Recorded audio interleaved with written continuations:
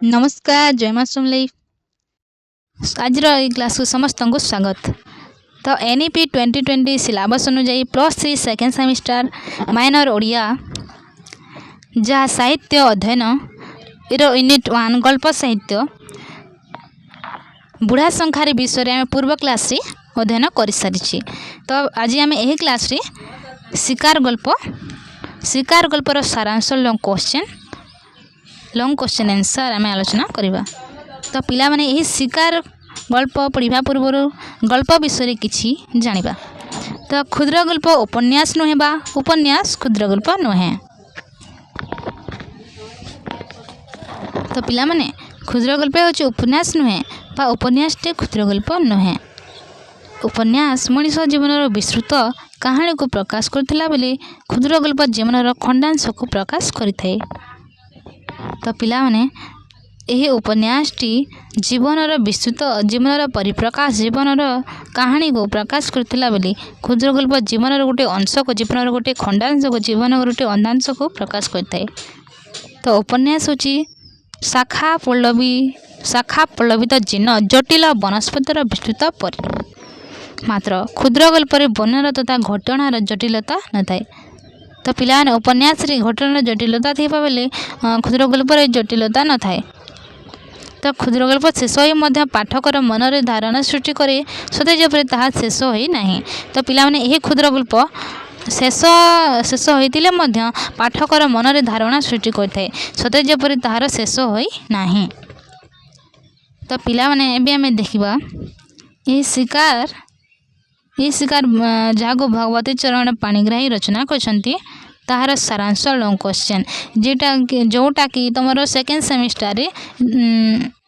Semester exam रे आसीबो। तो चलंतु देखिबा। तो गाल्पिक परिचय गाल्पिक भगवती चरण पाणिग्राही आधुनिक ओडिया क्षुद्र गल्प क्षेत्र में नवचेतनार वार्ताबह। तो पिलाने गाल्पिक भगवती चरण पाणिग्राही थिले आधुनिक ओडिया क्षुद्र गल्प क्षेत्र में एक नवचेतनार वार्ताबह। से जड़े यशस्वी प्रतिभा थिले। आ कौन पिला माने से जड़े एक यशस्वी प्रतिभा थिले। से थिले ओडिशार वामपंथी चिंताधारार पृष्ठपोषक।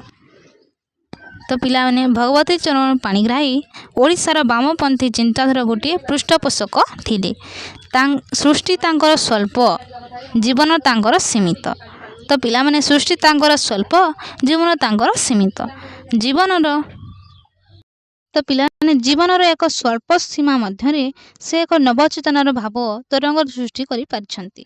तो भगवती चरण पाणिग्राही निजर भितरे सबुज जोगी अनुचिंता को विदाय दे खटिखिया मेहनती मनीषर कथा कहिसंती।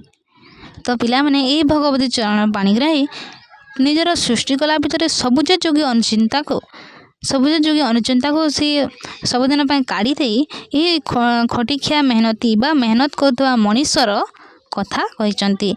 तो साहित्यर यही नूतन अभिमुख्य प्रचार करने भगवती चरण पाणिग्राही सृष्टि करथिले नवजुग साहित्य संसद और तार मुखपत्र।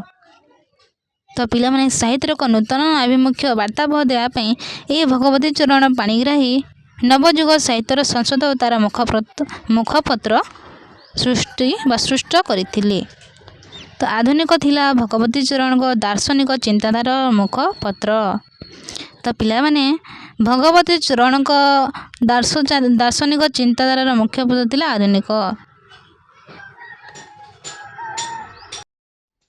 केवल साहित्य नुहे व्यक्तिगत जीवन से केवल छलनार निर्मुख पिंधिना जो माने भद्रमुखा पिंधि शैतानी प्रवृत्ति को धरी पाठ चलुचंती सही मानक मुखा उन्मोचन करबा थिला स्वर्गत पाणिग्राही को लक्ष्य। तो पिला माने केवल साहित्यर नुहे यही व्यक्तिगत जीवन से केवल छलनार निर्मुख पिंधि नांती बरं जो माने भद्रमुखा पिंधि शैतानी प्रवृत्ति को धरी ई दुनिया रे बाट चलती सही मानक मुखर यही असली मुख से मुखर असली मुखाटा को उन्मोचन बा काढ़ी देवा थिला तांकर सी बा स्वर्गत पाणिग्राही को लक्ष्य। तो पिला माने 1907 मसीह जन्मग्रहण करी 1907 ମସିହାରେ ଜନ୍ମଗ୍ରହଣ କରି 1943 ମସିହାରେ ସେ ମୃତ୍ୟୁବରଣ କରିଥିଲେ ବା ଇହଧାମରୁ ବିଦାୟ ନେଇଥିଲେ। ମାତ୍ର ଜୀବନର ଏହି ସ୍ୱଳ୍ପ ସମୟ ସୀମା ମଧ୍ୟରେ ଓଡ଼ିଶାର ସେ ସୃଷ୍ଟି କରିଗଲେ ସାମାଜିକ ତଥା ରାଜନୈତିକ ବିପ୍ଳବ। ତ ପିଲାମାନେ ଏହି ସ୍ୱଳ୍ପ ସମୟରେ ହିଁ ସେ 1907 ମସିହାରେ ଜନ୍ମଗ୍ରହଣ କରି 1943 ମସିହାରେ ସେ ଇହଧାମରୁ ବିଦାୟ ନେଇଥିଲେ। ମାତ୍ର ଏହି ଜୀବନର ସ୍ୱଳ୍ପ ସୀମା ମଧ୍ୟରେ ସେ ଅନେକ କିଛି ସୃଷ୍ଟି କଲେ ଯାହା ସାମାଜିକ ତଥା ରାଜନୈତିକ ବିପ୍ଳବ। ଏବେ ଆମେ ଦେଖିବା ପିଲାମାନେ ଶିକାର ଗଳ୍ପର କିଛି ପୃଷ୍ଠଭୂମି। ଭାବ ଓ ଚେତନା ହେଉଛି ଗଳ୍ପର ପୃଷ୍ଠଭୂମି। ତ ପିଲାମାନେ ଗଳ୍ପର ପୃଷ୍ଠଭୂମି ମାନେ କ'ଣ? ଗଳ୍ପର ପୃଷ୍ଠଭୂମି ହେଉଛି ଭାବ ଓ ଚେତନାର ପୃଷ୍ଠଭୂମି ବା ଏହି ଭାବ ଓ ଚେତନା ହେଉଛି ଗଳ୍ପର ପୃଷ୍ଠଭୂମି। ତ ସାହିତ୍ୟ ହେଉଛି ସମୟର ପ୍ରାଣ ସ୍ପନ୍ଦନ। ତ ପିଲାମାନେ ଏହି ସାହିତ୍ୟ ହେଉଛି ସମୟର ପ୍ରାଣ ସ୍ପନ୍ଦନ। ତ ସମକାଳୀନ ସମାଜ ଭିତରେ ଘଟୁଥିବା ଘଟଣା ଓ ଦୁର୍ଘଟଣା ରୂପ ପାଇ ସାହିତ୍ୟର କଳାତ୍ମକ ଉପରେ। କିନ୍ତୁ 1920-30 ମସିହା ପର୍ଯ୍ୟନ୍ତ ସୃଷ୍ଟି ହୋଇଥିବା ସବୁଜ ସାହିତ୍ୟ ଏହାର ଏକ ବ୍ୟତିକ୍ରମ। ତ ପିଲାମାନେ 1920-30 ମସିହା ପର୍ଯ୍ୟନ୍ତ ସୃଷ୍ଟି ହୋଇଥିଲା ସବୁଜ ସାହିତ୍ୟର ଏକ ବ୍ୟତିକ୍ରମ। ତ ପିଲାମାନେ 1917 ମସିହାର ରୁଷର ବଲସେଭିକ ଆନ୍ଦୋଳନ ସମଗ୍ର ବିଶ୍ୱରେ ମେହନତୀ ମଣିଷମାନଙ୍କ ପ୍ରାଣରେ ଆଶାର ଆଲୋକ ଢାଲି ଦେଇଥିଲା। ତ ପିଲାମାନେ 1917 ମସିହାରେ ଯେଉଁ ରୁଷର ବଲସେଭିକ ଆନ୍ଦୋଳନ ହୋଇଥିଲା ସେହି ଆନ୍ଦୋଳନଟି ସମଗ୍ର ବିଶ୍ୱରେ ମେହନତୀ ମଣିଷମାନଙ୍କ ପ୍ରାଣରେ ଆଶାର ଆଲୋକ ଢାଲି ଦେଇଥିଲା। ତ ସମାଜବାଦୀ ଶାସକମାନଙ୍କ ପତନ ଖଟିଖିଆ ମଜଦୁର ଶ୍ରେଣୀର ବିଜୟ ରୂପେ ଗ୍ରହଣ କରାଗଲା। ଅପରପକ୍ଷରେ 1919 ମସିହାରେ ଜାଲିଆନାୱାଲା ବାଗ ହତ୍ୟାକାଣ୍ଡ, 1920 ମସିହାରେ ସୃଷ୍ଟି ହୋଇଥିବା ସାହିତ୍ୟର 1920 ମସିହାରେ ଅସହଯୋଗ ଆନ୍ଦୋଳନ ଭାରତୀୟ ରାଜନୀତି ଆକାଶକୁ ଏକ ନୂତନ ରଙ୍ଗ ପ୍ରଦାନ କରିଯାଇଥିଲା। ମାତ୍ର ଏହି ସମୟରେ ସୃଷ୍ଟି ହୋଇଥିବା ସାହିତ୍ୟର ଜୀବନଠାରୁ ଦୂରେଇ ଯାଇ ଉଦ୍ଦାମ ଗୀତ ଗାଇ ବୋଲିବାର ଲକ୍ଷ୍ୟ କରାଯାଇଥିଲା। ସେମାନେ ନା ଗାଇଛନ୍ତି ମାତୃଭୂମିର ବନ୍ଦନା ନା କରିଛନ୍ତି ମେହନତୀ ମଣିଷର ଜୟକାର। ତ ଏହିସବୁ ବିଡ଼ମ୍ବନା ସତ୍ତ୍ୱେ ଓଡ଼ିଶାର ମାଟିରେ ସାମ୍ୟବାଦୀ ଚେତନାର ସ୍ରୋତ ପ୍ରଚ୍ଛନ୍ନ ଭାବେ ପ୍ରବାହିତ ହେବା ଆରମ୍ଭ କରିଥିଲା। ତ ପିଲାମାନେ ଏ କଥା ସ୍ପଷ୍ଟ ହୋଇ ଉଠେ ଗୋପବନ୍ଧୁଙ୍କ ଲିଖିତ 29/12/1924 ତାରିଖ ସମାଜ ସମ୍ପାଦକୀୟରୁ। ତ ସାମ୍ୟବାଦ ଚେତନା ସମଗ୍ର ଭାରତବର୍ଷରେ 1930 ମସିହା ପର୍ଯ୍ୟନ୍ତ ଠିଆ ହୋଇପାରିନଥିଲା। ତ ପିଲାମାନେ ତାଙ୍କର ଲେଖାରୁ ଜଣାପଡ଼ି ବା ସେ ସମ୍ପାଦକୀୟରୁ ଜଣାପଡ଼ି ସାମ୍ୟବାଦ ଚେତନା ସମଗ୍ର ଭାରତବର୍ଷରେ 1930 ମସିହା ପର୍ଯ୍ୟନ୍ତ ଠିଆ ହୋଇପାରିନଥିଲା। ତ 1930-31 ମସିହାରେ ଦୁଇଟା ଗୋଲଟେବୁଲ ବୈଠକର ଅସଫଳତା ଭାରତୀୟମାନଙ୍କ ମନରେ ଗାନ୍ଧୀଙ୍କ ନେତୃତ୍ୱ ପ୍ରତି ସାମାନ୍ୟତମ ଅବିଶ୍ୱାସ ଜନ୍ମେଇଲା। ତ ପିଲାମାନେ ସେ ଯେଉଁ ସାମ୍ୟବାଦୀ ଚେତନା ସମଗ୍ର ଭାରତବର୍ଷରେ ଯେଉଁ 1930 ମସିହା ପର୍ଯ୍ୟନ୍ତ ଠିଆ ହୋଇପାରିନଥିଲା, ସେଇଥିପାଇଁ 1930-31 ମସିହାର ଦୁଇଟି ଯେଉଁ ଗୋଲଟେବୁଲ ବୈଠକରେ ଅସଫଳତା ଭାରତୀୟମାନଙ୍କ ମନରେ ଗାନ୍ଧୀଜୀଙ୍କ ପ୍ରତି ସାମାନ୍ୟତମ ଅବିଶ୍ୱାସ କିଛି ଜନ୍ମ ନେଇଥିଲା। ଏହି ସୁଯୋଗରେ ଲେନିନ୍ ଷ୍ଟାଲିନଙ୍କ ପ୍ରଦର୍ଶିତ ରକ୍ତାକ୍ତ ବୈପ୍ଳବିକ ଧାରା ମୁଣ୍ଡ ଟେକି ହୋଇ ଉଠିଥିଲା। ତ ଓଡ଼ିଶା ମାଟିରେ ଏହି ନୂତନ ଚେତନାର ପୃଷ୍ଠପୋଷକ ଥିଲେ ସ୍ୱର୍ଗତ କମ୍ରେଡ଼ ଭଗବତୀ ଚରଣ ପାଣିଗ୍ରାହୀ। ତ ପିଲାମାନେ ଓଡ଼ିଶା ମାଟିରେ ଏହି ନୂତନ ଚେତନାର ସେ ଯେଉଁ ରକ୍ତାକ୍ତ ବୈପ୍ଳବିକ ଧାରା ମୁଣ୍ଡ ଟେକି ଉଠିଥିଲା, ଏହି ନୂତନ ଚେତନାର ପୃଷ୍ଠପୋଷକ ଥିଲେ ଏହି ଆମ ସ୍ୱର୍ଗତ କମ୍ରେଡ଼ ଭଗବତୀ ଚରଣ ପାଣିଗ୍ରାହୀ। ତ ପିଲାମାନେ ଭଗବତୀ ଚରଣ ପାଣିଗ୍ରାହୀଙ୍କ ଶ୍ରେଷ୍ଠ ଗଳ୍ପ ଥିଲା ଶିକାର। ତ ପିଲାମାନେ ଏହି ଭଗବତୀ ଚରଣ ପାଣିଗ୍ରାହୀଙ୍କ ଶ୍ରେଷ୍ଠ ଗଳ୍ପ ଥିଲା ଶିକାର। ତ ପିଲାମାନେ ତମକୁ ପ୍ରଶ୍ନ ଆସିବ କି ଭଗବତୀ ଚରଣ ପାଣିଗ୍ରାହୀଙ୍କ ଶ୍ରେଷ୍ଠ ଗଳ୍ପ କ'ଣ ଥିଲା? ତ ତମେମାନେ ଲେଖିବ କି ଭଗବତୀ ଚରଣ ପାଣିଗ୍ରାହୀଙ୍କ ଶ୍ରେଷ୍ଠ ଗଳ୍ପ ଥିଲା ଶିକାର। ତ ଏହି ଗଳ୍ପଟି ଆଧୁନିକ ପତ୍ରିକାରେ ପ୍ରଥମ ସଂଖ୍ୟାରେ ପ୍ରକାଶିତ ହୋଇ ଓଡ଼ିଆ କ୍ଷୁଦ୍ରଗଳ୍ପ ଓ ପ୍ରଗତିବାଦୀ ସାହିତ୍ୟ କ୍ଷେତ୍ରରେ आलोड़न सृष्टि करथिला। तो पिलामाने यही जो शिकार गल्प थिला से शिकार गल्पटी आधुनिक पत्रिकार प्रथम संख्यार प्रकाशित होइतिला, जहाँकि ओडिया क्षुद्र गल्प प्रगति साहित्य क्षेत्र आलोड़न सृष्टि करथिला। तो आदिवासी युवक घिनवार चरित्र माध्यम यही धनिक अत्याचारी साहुकार जमीदार मान विरुद्ध में स्वर आंदोलन होची शिकार गल्पर लक्ष्य। तो पिलाने आदिवासी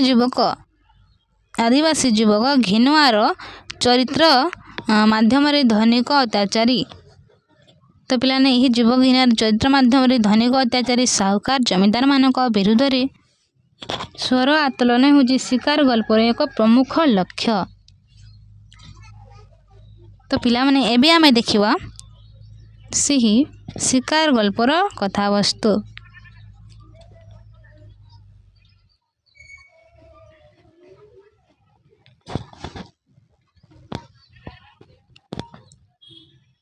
तो पिले माने घिनुआ आदिवासी से जड़े विख्यात शिकारी।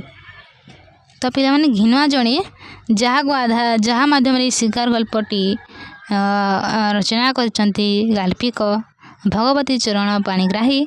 तो पिला माने घिनुआ थिले आदिवासी से जड़े विख्यात शिकारी। तो पिलाने से जड़े विख्यात एक बड़ शिकारी थिला जे कि निज हाथ में धनुष्वर साहाय्य से अनेक हरिण संबर वरा और भालू मारी अच्छी।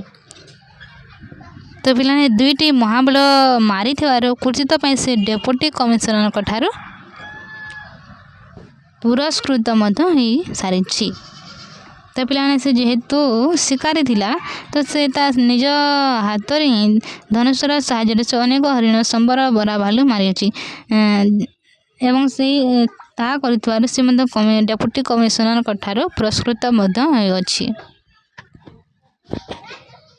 तो पिलाने दिने भोर समय कांधरे धनु और टांगिया पकाई एक अद्भुत शिकार धरी घिनुआ कमिशनर साहेब को बंगला पाखक पहुँची थिला।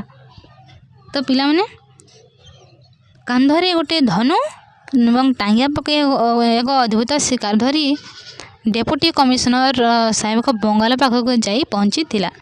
तो एमिति अनेक थर कर सी बक्सिस पाई। एथर भी तार कमिशनर को अर्धली संगे संगे देखाइला। घिनुआ को देखी अर्धली पचारिला कि रे आज की शिकार आनीचु। तो स्वाभाविक रीति रे घिनुआ केवल तार मैला दांत नेगिटी देखाई। तो अर्धली भी अनेक थर घिनुआर बक्सिस रे भाग पाई अच्छी जेहेतु से शिकार करथिला पिला माने। तो से शिकार पई से पुरस्कृत होतला बक्सिस पातला। तो अर्धलीर मध्य एथिरे किसी ना किसी हाथ थिला भाग थिला।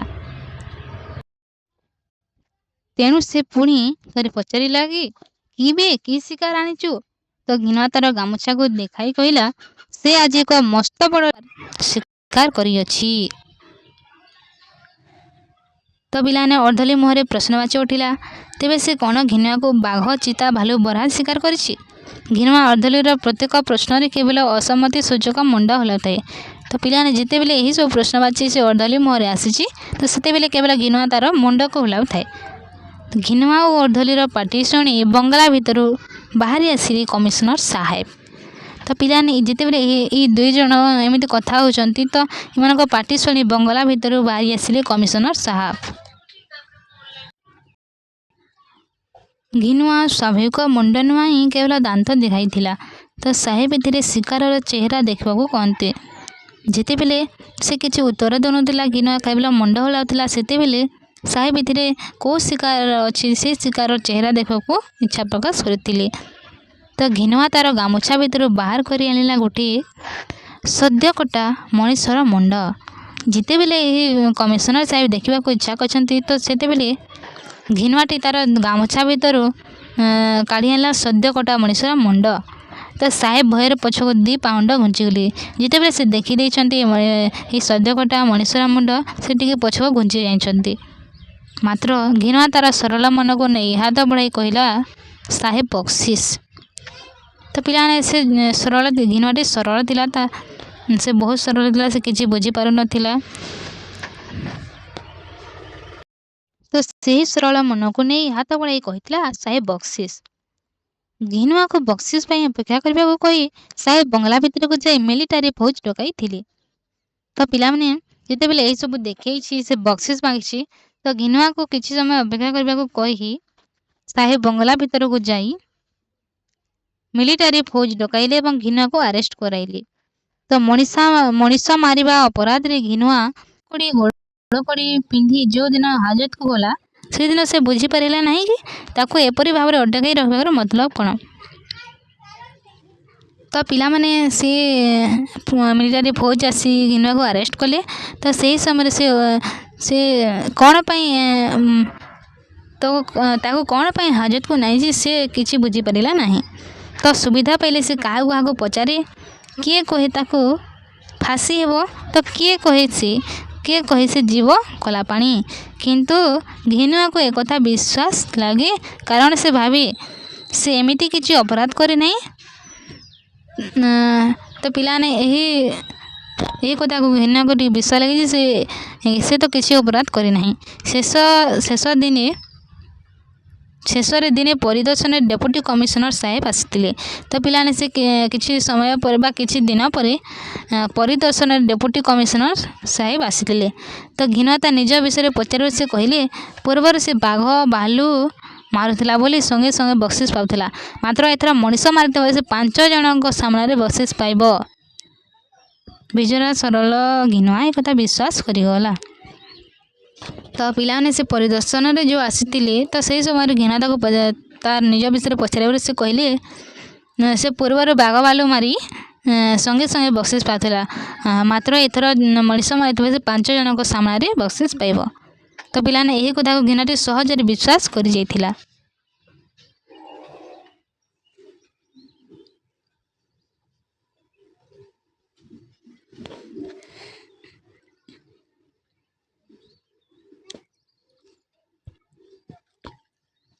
ଶେଷରେ ଆସି ପହଞ୍ଚିଲା ଘିନୁଆର ବିଚାର ଦିନ।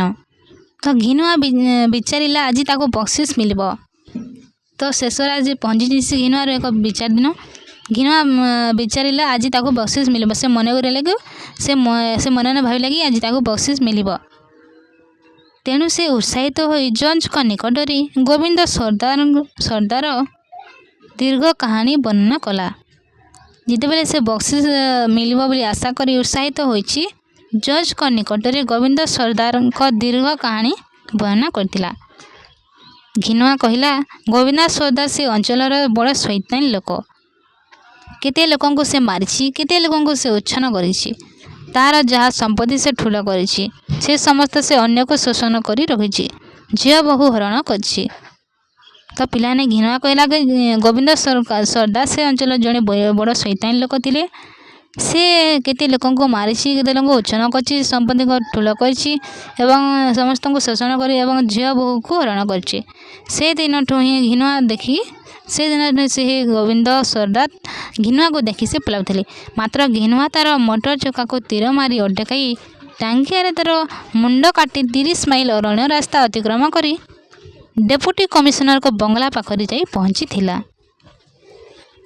ତ ପିଲାମାନେ ଦିନେ କ'ଣ ହେଇଥିଲା ନା, ସେ ଘିନୁଆ ତାର ମୋଟର ଚକାକୁ ତୀର ମାରି ସେ ଗୋବିନ୍ଦ ସର୍ଦ୍ଦାରଙ୍କ ମୋଟର ଚକାକୁ ତୀର ମାରି ଅଟକାଇ ଟାଙ୍ଗିଆରେ ତାର ମୁଣ୍ଡକୁ କାଟି 30 ମାଇଲ ଅରଣ୍ୟ ରାସ୍ତା ଅତିକ୍ରମ କରି ଡେପୁଟି କମିଶନରଙ୍କ ବଙ୍ଗଳା ପାଖରେ ଯାଇ ପହଞ୍ଚିଥିଲା।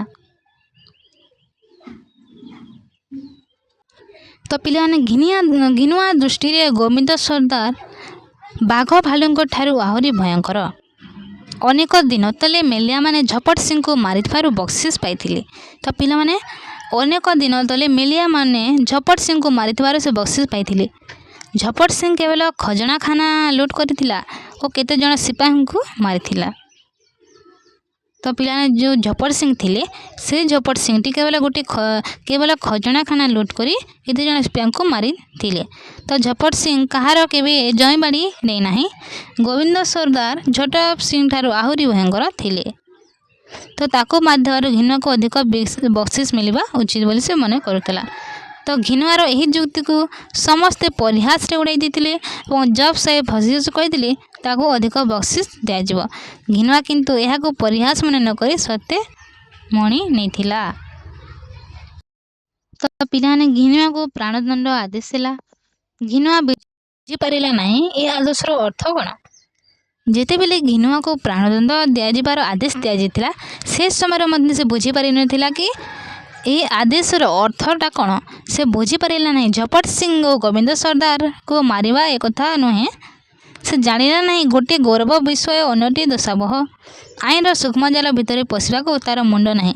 ସେ ବଣୁଆ ସାନ୍ତାଳ। କାରଣ ଯେତେବେଳେ ତାକୁ ପ୍ରାଣଦଣ୍ଡ ଆଦେଶ ଦିଆଯାଇଥିଲା ସେ ମଧ୍ୟ ସେ ସମୟରେ କିଛି ବୁଝିପାରିନଥିଲା। ତ ଝପଟ ସିଂ ଓ ଗୋବିନ୍ଦ ସର୍ଦ୍ଦାର ମାରିବା କଥା ନୁହେଁ ଯେ ସେ ଜାଣିଲା ନାହିଁ କି ଗୋଟିଏ ଗୌରବ ବିଷୟ ଅନ୍ୟଟି ଦୋଷାବହ।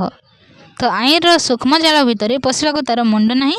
ସେ କାରଣ ସେ ଗୋଟିଏ ବଣୁଆ ବା ଆଦିବାସୀ ସାନ୍ତାଳ ବା ସେ ଜଣେ ଆଦିବାସୀ ସେ ଜଣେ ଶିକାରୀ ଥିଲା। ତ ପିଲାମାନେ ଘିନୁଆ ହାଜତ ଭିତରେ କିନ୍ତୁ ତା ନିଜକୁ ନିଜେ କହୁଥାଏ ଡୋରା ଝପଟ ସିଂଙ୍କୁ ମାରି 500 ଟଙ୍କା ପୁରସ୍କାର ପାଇଛି। ସେତକରୁ ଯଦି ତାକୁ ଅଧିକ କିଛି ନ ମିଳେ ସେ ତାକୁ ଫେରାଇ ଦେଇଦେବ। ତ ପିଲାମାନେ ସେ ଭାବିଛି ଡୋରା ଝପଟ ସିଂଙ୍କୁ ମାରି 500 ଟଙ୍କା ପୁରସ୍କାର ଯେତେବେଳେ ପାଇଛି ସେଥିରୁ ଯଦି ତାକୁ ଅଧିକ କିଛି ନ ମିଳେ ତାହେଲେ ସେ ଫେରାଇ ଦେବ। କମ୍ ଯଦି ମିଳେ ତେବେ ସେ ସିଧା ସାହେବଙ୍କୁ ଫେରାଇ ଦେବ। ତ ପିଲାମାନେ ଶେଷରେ ଘିନୁଆର ଫାଶୀର ଦିନ ଆସି ପହଞ୍ଚି ଯାଇଥିଲା। ତାର ଶେଷ ଇଚ୍ଛା ସ୍ୱରୂପ ସେ ଚାହିଁଲା ତାର ବକ୍ସିସ୍।